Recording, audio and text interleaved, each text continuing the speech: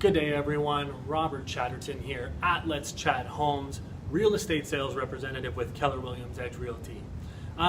Today's topic sort of comes from two sources. So, of course, it's coming from you, your questions and your concerns that I'm getting from you. But it actually comes from my wife. My wife loves this show on Netflix called Nailed It. And what it really is it comes from social media.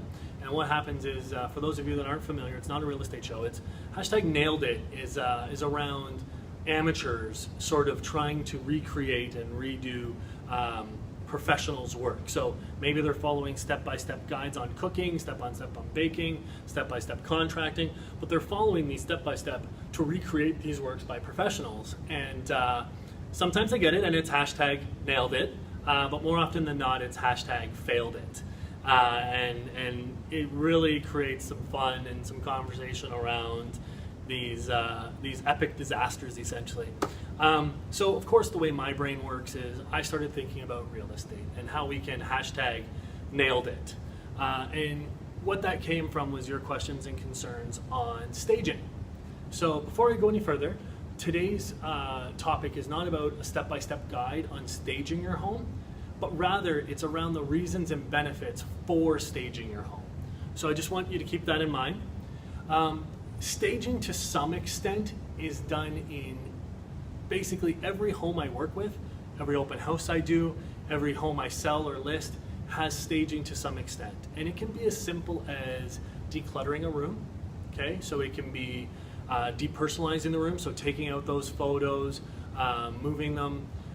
It can be moving furniture, taking furniture out of the room or the house altogether. You've probably seen that if you've been visiting homes. You've seen a bunch of stuff piled in the garage. That's to open up the rooms, give it a little bit more breathing room, allow people to see more of it, envision themselves in that home. It goes all the way into including bringing furniture into the home and bringing props into the home. Maybe you have an actual empty home and we now are filling it in order to sort of allow people to envision it instead of a big blank space.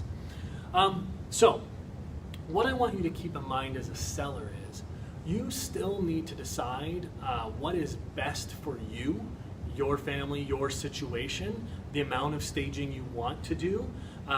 And what you want to do is those decisions need to be balanced against sort of getting the most money for the home and or selling it in a shorter period of time.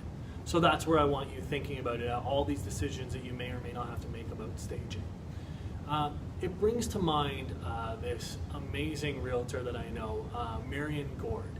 And Marion Gord, she has this, I believe on her wall in her office as well, but she said to me, you're not selling your home, they're buying their next home.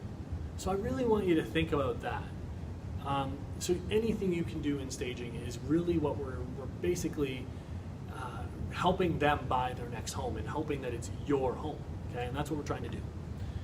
The way you live in a home and the way that you sell a home are not the same, okay?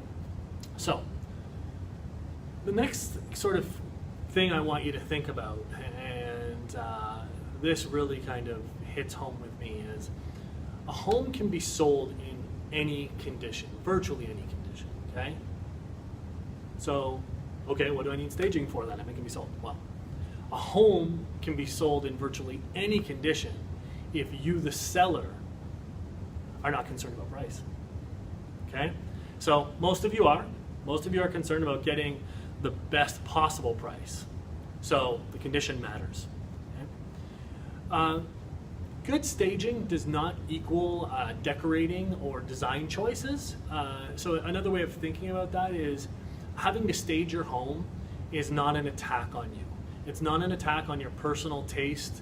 It's not a personal attack on your decorating choices. Staging is not about individual taste. It's about everyone's taste.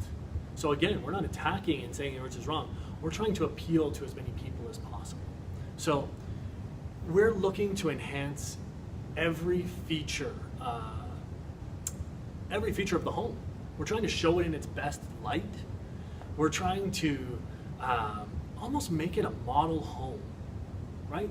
So please think about that. Now, I know you don't want to live necessarily in a model home, so again, it comes back to those choices and making that balance for you, okay? So we're trying to make the home appeal to as many buyers as possible. We're trying to maximize the spaciousness of the home. We're basically trying to allow the visiting buyers to sort of envision themselves in the home instead of seeing you at every turn, okay? So here's some key things that I just want to cover off quickly, have you sort of sit with them a bit. You may want to write these down, you may not, you may just want to, I just ask that you take a moment to think about them, especially if you are getting ready to list your home, thinking about it, or even if you're if you're buying a home, some things to keep in mind. The home has to stand out. Your home as a seller has to stand out against the competition in particular, okay? You need to create something buyers want to purchase. I'm going to default here for a side story. Let's think about our favorite burger place. Let's think about a car on a lot. Let's think about, I think about a lot in food. I like food. But it can be whatever you're sort of even remotely passionate about, whatever you like. You want to purchase it. Very rarely does the food coming out of the kitchen, it still looks great, it still looks and smells delicious, but it doesn't look the same as the picture. It doesn't look the same as the commercial a lot of times. So I want you to think about that. You want to create something buyers want to purchase, and that's what staging your home will do. Here's another thought for you.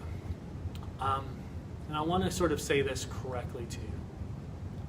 You have to offer more for the same price. So when you're selling your home, you have to offer more for the same price, especially when you're in competition. And if you're not going to do that, you have to offer the same quality at a lower price. So I want you to think about that when you're selling your home. Remember, buyers always have more money than they have time. And if they're not a visual person, they certainly have more money or willing to spend more money than they will have time to visualize in that home. So you want to really stage, and that's one of the main reasons for staging your home, is so that it frees them up. They're in there quickly, they're out there quickly, or maybe they are spending their time in there, but you really want them sort of allowing to visualize everything in their home as quick as possible. When you're standing out against your competition, if they have to sit there and kind of walk around a home and are sort of thinking, yeah, you know, maybe, versus walking into a home and just being able to go, wow, there's just something about this that's right. And that's what you're trying to create. So that's everything I have for today. If you've liked what you've heard or saw, please give me a like or a share on whatever platform you're watching this, whether it's on YouTube, whether it's on Facebook. Please, check out my Instagram page. And I would love for you any comments, likes, shares, whatever you'd like. I'm always here for you. So please keep them coming in. That's it. Let's keep making dreams happen out there. And, as it sort of said, let's hashtag when it comes to selling your home and staging your home. Let's hashtag nailed it. Have a great day.